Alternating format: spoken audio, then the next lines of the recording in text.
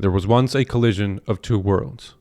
In this channel, I've covered voyages, victories, battles, betrayals, friendship, toil, misery, and wonder. And yes, cruelties. But none like what you're about to hear. Because yes, the meeting of the two worlds brought about many things, and it is no secret to anyone that it brought great cruelty and extinction, both at the hands of unfathomable violence and unprecedented disease. Today, we'll look at the former kind in the face. It is not Lutheran propaganda, it is the confession of the man who carried out the crimes himself. The famous Bartolomé de las Casas, in his destruction of the Indies, would immortalize many of the horrors that took place at the time, making sure that their memory would not fade. But even he left this one out. What you will hear takes the form of an interrogation, a common form of document found of the time. The words you will hear come directly from March 13th of 1522.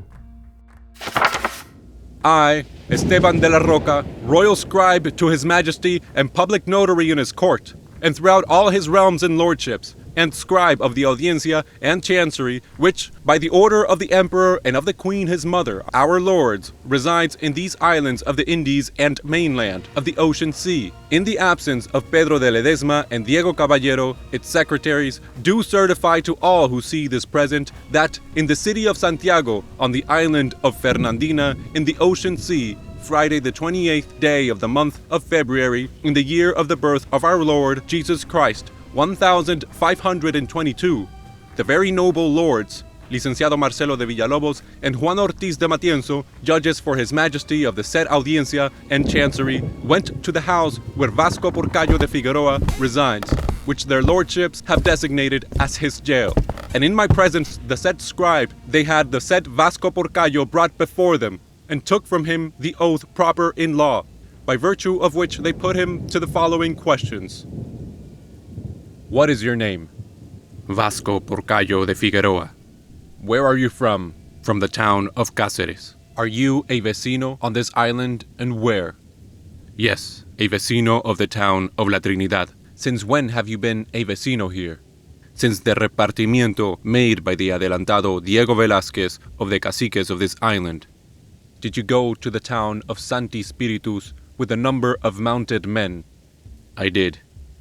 How many people did you take, and who were they? Some 18 or 20 persons. Were they armed? Yes, all carried swords, and some lances and bucklers. There may have been 3 or 4 lances, and as many adargas, and one target of mine. On the way, before arriving at Sancti Spíritus, did you take an oath from those you led that they would do what you commanded? I did take their oath, to do what I ordered, in the name of their majesties. Why did you go to that town? And in what manner did you proceed with your men? I went to pacify the comunidad, and the disturbances and scandals in Sancti Spíritus, seeing that Spain was in danger of being lost, for the very same things those men were doing, and from the information I had. Did you go to the ayuntamiento, where the majors and regidores were? I did. After you stated in the cabildo what you had come for, did they tell you to step out so they could consider it and reply? They did. What did the alcaldes and regidores reply when you came back into their cabildo? I referred to the attestation that Cristobal de la Torre, scribe, has in his original register. After the reply was given, did you send for a staff of office and to summon the men you'd brought? I sent for the said staff, and I sent Dr. Ojeda to summon all those who had come with me, and to tell them not to carry lances, only their swords. After those you summoned arrived, did you rise, take the staffs from the sitting majors, send one staff to one of them, and draw a blade against the other, and wound the said major, Hernán López? I rose and asked Hernán López, whom they had made alcalde, so he would rise up together with the comunidad, with certain writings given by Diego Méndez, the community's procurator, to elect another major who would embrace the community. Hernán López sided with the major, whom I hold to belong to the community. I told him to leave the staff for the emperor, and Hernán López reached for a sword, and before he could draw it, I rushed him, grabbed a dagger and struck him 4 blows, drawing blood, and I took the staff from him. Jorge Velázquez, alcalde, gave me the other. After that, as I carried both staffs in my hand, I saw one was a bit broken. The other, the one from Jorge Velázquez, was not broken, nor cut, nor harmed, and I saw that I myself was wounded in one hand. After that, did you take the majors and regidores prisoner and put them in fetters and in the stocks? I did. One of them, called Salazar, fled to the church. Did you take him from there?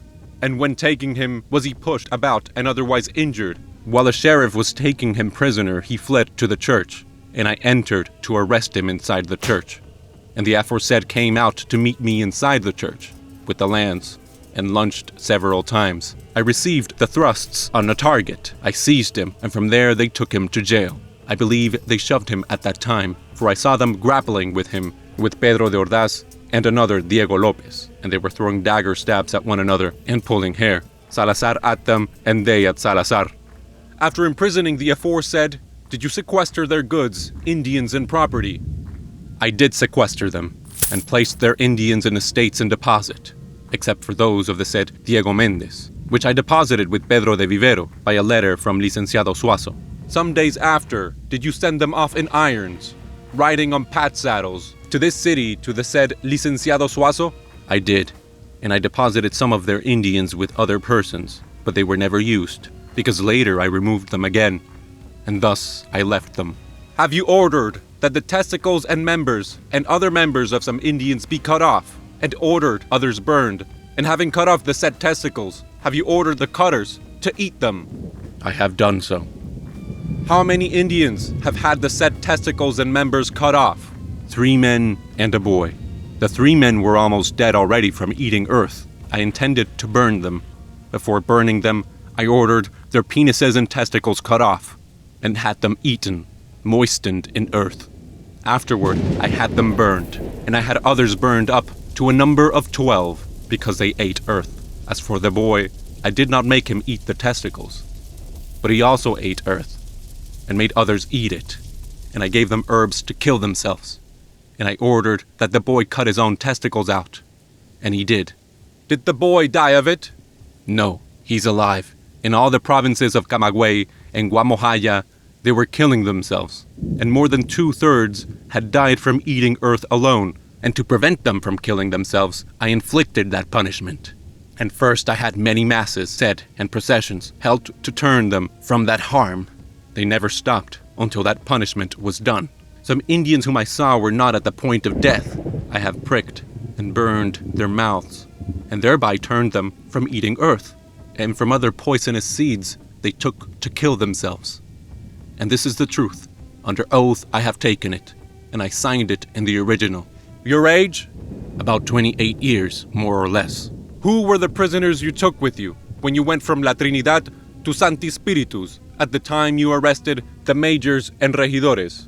Juan de Grijalva, Dr. Ojeda, Antonio de Sandoval Orellana, minor, Diego de Figueroa, Pedro de Ordaz, Alonso Vázquez, minor, Juan Rodrigo de Córdoba, Juan Rodríguez de Quiñones, Elsla, minor, Francisco Bravo, Alguacil of La Trinidad, Diego Lopez. At present, I do not recall more.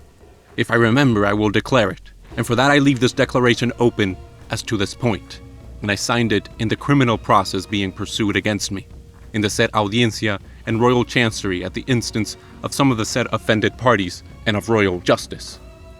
And for this to be certified, I wrote the present with my own hand by order of the said oidores.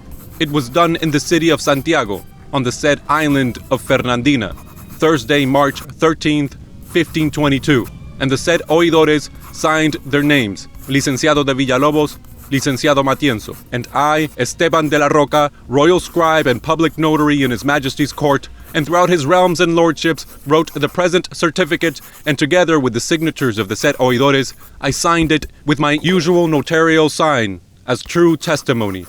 Esteban de la Roca, scribe of His Majesty.